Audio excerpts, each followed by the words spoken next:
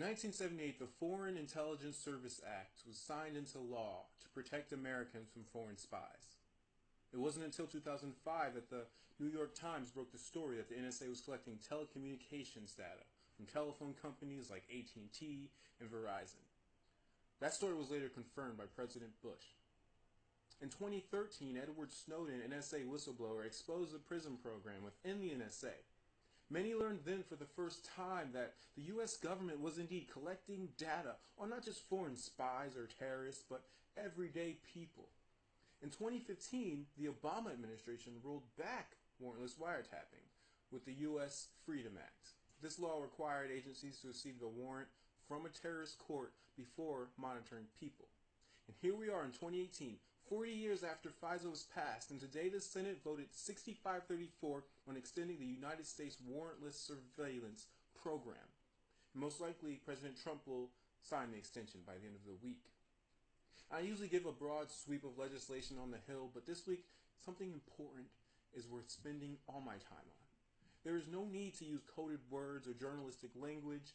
As written, the program gives the United States government the authority to incidentally sweep up Americans' communications.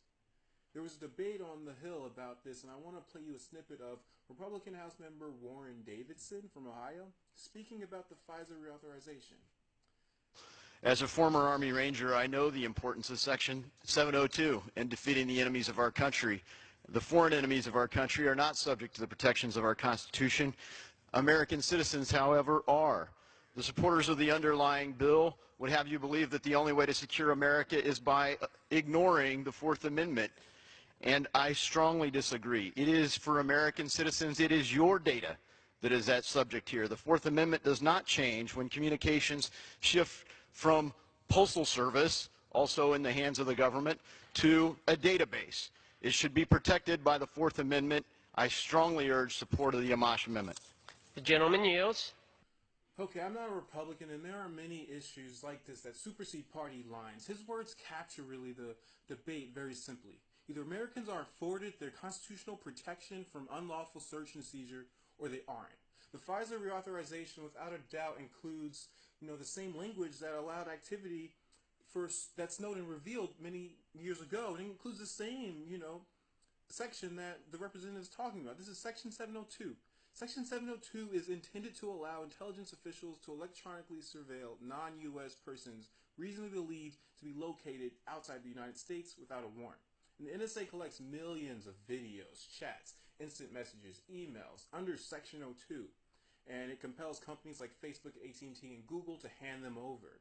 The law also allows the FBI to search through NSA's databases without a warrant, and the law technically only authorizes the collection of communications belonging to foreign individuals. But as we have seen, citizens and permanent residents can easily have their information swept in the dragnet. For example, people communicating with foreigners. And despite 702 being included within FISA for years, some experts say that this version of the law is worse. With the addition of an ill-defined emergency provision, it allows for the collecting of data from, not just Americans who are accused of communicating with targets, but even for just mentioning a target's name in an email, text, or conversation. I want to know what you guys think. Is this too far, or is it needed? Is this the key to security, or is it what Senator Ron Wyden, a Democrat from Oregon, called the backdoor to the Fourth Amendment? This is Iziah Thompson with Daily Clouds This Week in Congress. Like our Facebook page, and you can follow me on Twitter at Iziah_Thompson.